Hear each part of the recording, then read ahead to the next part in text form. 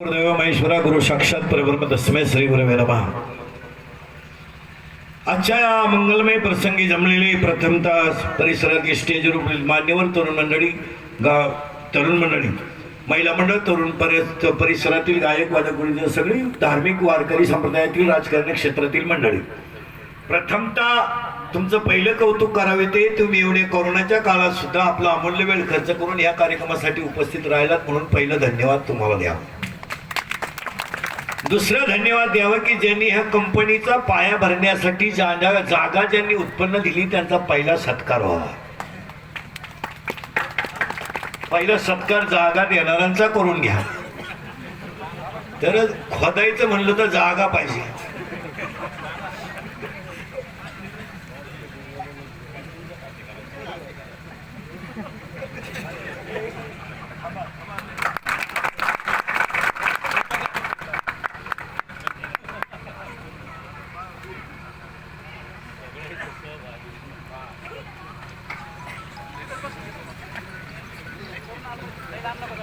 प्रथमतः त्यांचं कौतुक करावं त्याचं कारण असं आहे, कोणताही प्रकल्प सुरू करायचा असेल तर प्रथमतः जाधव परिवाराने जे सुरू केलं ते, पण कंपनी सुरू करण्यापूर्वी काही 2-3 मुद्दे मी तुमच्या पुढे मांडतो।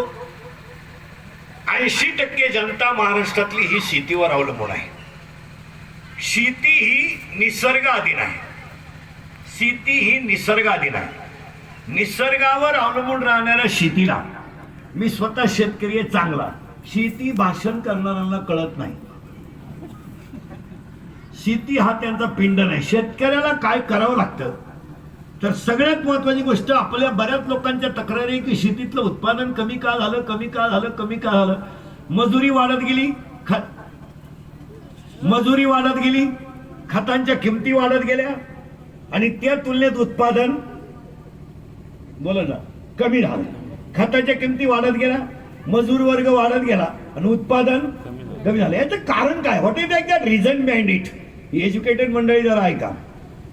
आपल्या जमिनीमध्ये असणारं पिकासाठी लागणारं जे कॅल्शियम आहे, मॅग्नेशियम आहे, पाण्याचा पीएच आहे, जमिनीचा पीएच आहे, केमिकल युक्त खतांमुळे आणि अतिरिक्त पाण्यामुळे आपल्या जमिनीची उत्पादन क्षमता कमी झाली, हे तुम्हाला कधीही मान्य करावं लागेल।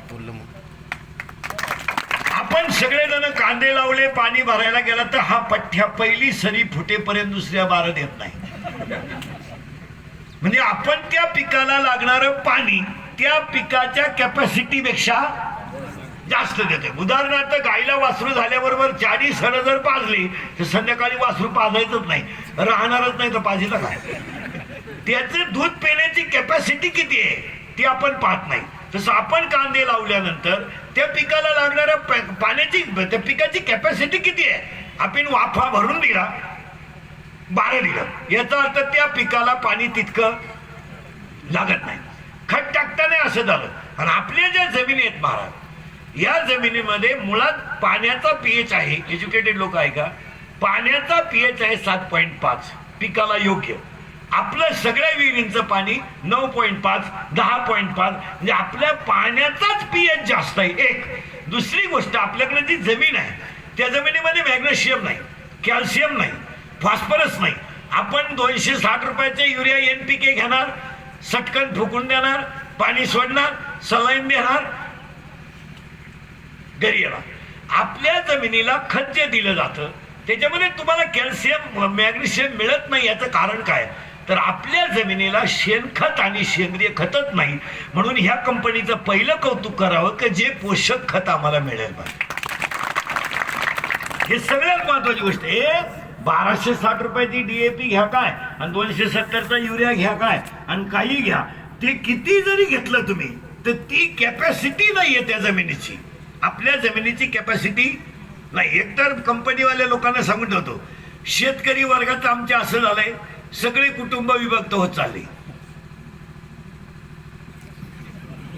सगळे कुटुंब विभक्त चालले। शेती जेवढीच्या तेवढी आहे, जरा ध्यानात घ्या, आपणही बी शेती तेवढीच आहे, कुटुंब झाले विभक्त। वाहिले निघल्यामुळे प्रत्येकाला घर बांधायची पाळी आली एक, त्याच्या सोडून गोठा बांधायची पाळी आली एक। सगळ्यांच्या जागा गोठ्यातून राहण्यातच गेल्या। कांदे लावायचे कुठं हा शेतकऱ्याचा 10 वर्षाचा प्रश्न आहे। कारण आपल्या परिसरामध्ये अजून 10 वर्षाने 10 एकर जमीन असणारा शेतकरी हा सगळ्यात मोठा शेतकरी राहील. कारण शेती कमी होणार आहे आणि शेतीवर उपजीविका करणाऱ्यांची संख्या वाढणार आहे. उपजीविका करणाऱ्यांची संख्या वाढली आणि शेती कमी झाली आणि कमी झाल्यामुळं शेती झाली कमी, उत्पादन तर त्याच्यापेक्षा कमी, पण खाणाऱ्यांची संख्या शेतीवर झाली जास्त आणि केमिकल युक्त खतांमुळे जमिनीची उत्पादन क्षमता झाली कमी. आपण फक्त म्हणतो शेतकरी अर्थव्यवस्थेचा कणा आहे, शेतकरी देशाचा राजा आहे. हे लिहायला छापायला क्लिप द्यायपुरतं ठीक आहे,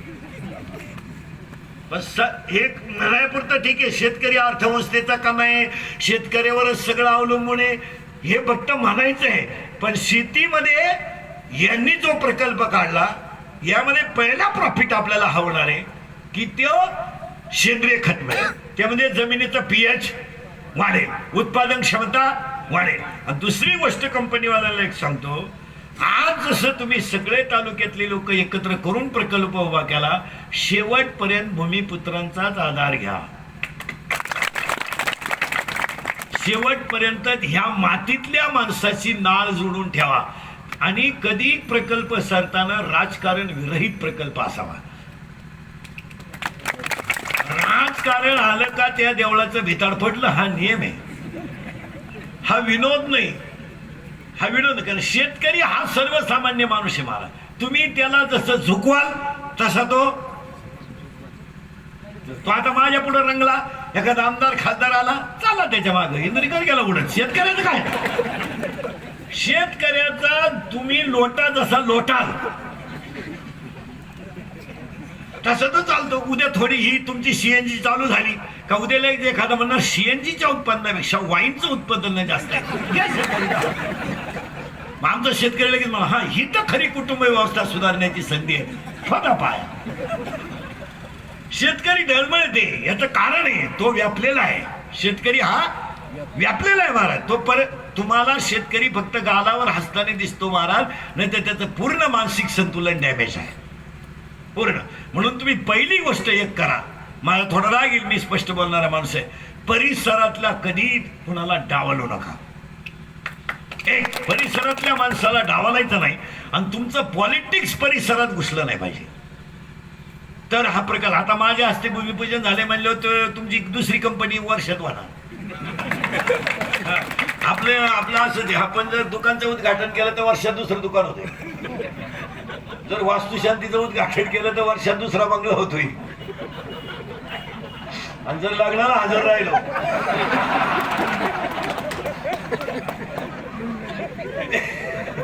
एक तर 1.5 वर्षातून आज हसली तुम्ही, नाही तर तुम्ही हँग झाले फ्रेश झाले थोडेसे, नाही तर तुम्ही नुसते टेन्शन मध्ये बाबराव गेला आहे.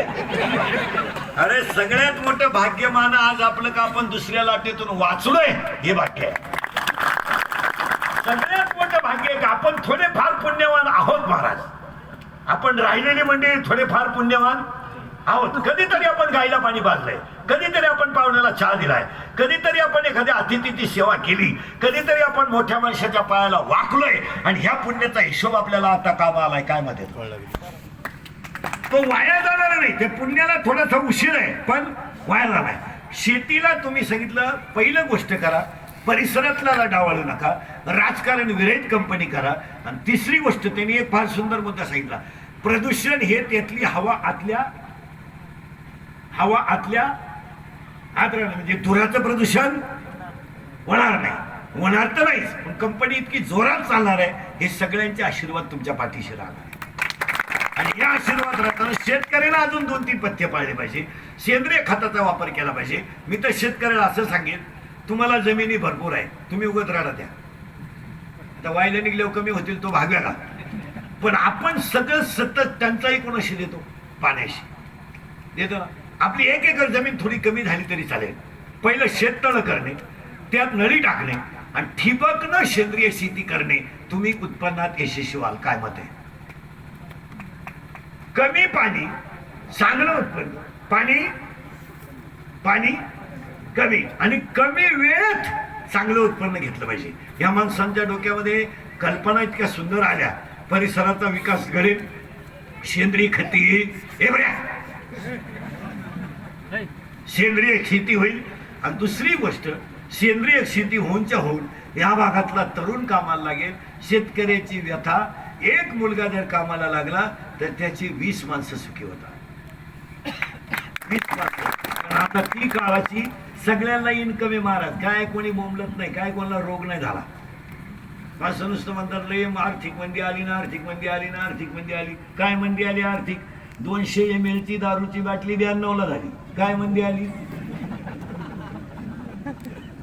अरे फक्त म्हणायचे 450चा बोकड 680 रुपये किलो झाला. काय मंदी आली? मंदी गेलीच कुठं नांदायला तर आली ती. मंदी फक्त शेतकऱ्याभोवती आहे. यावर तुमचं काय मत आहे? फक्त शेतकऱ्यावर. त्याच्या व्यथा वाईट आहे. आणि ह्या व्यथा समजून घेण्यासाठी ही 2 माणसं जी आपल्या परिसरातली आहेत, आता ह्या आपली रत्नाची आहेत, आपल्या मातीतली जे दादासाहेब जाधव आणि संपतराव जाधव, ही जी माणसं आहेत यांच्या डोक्यात ही कल्पना आली. ही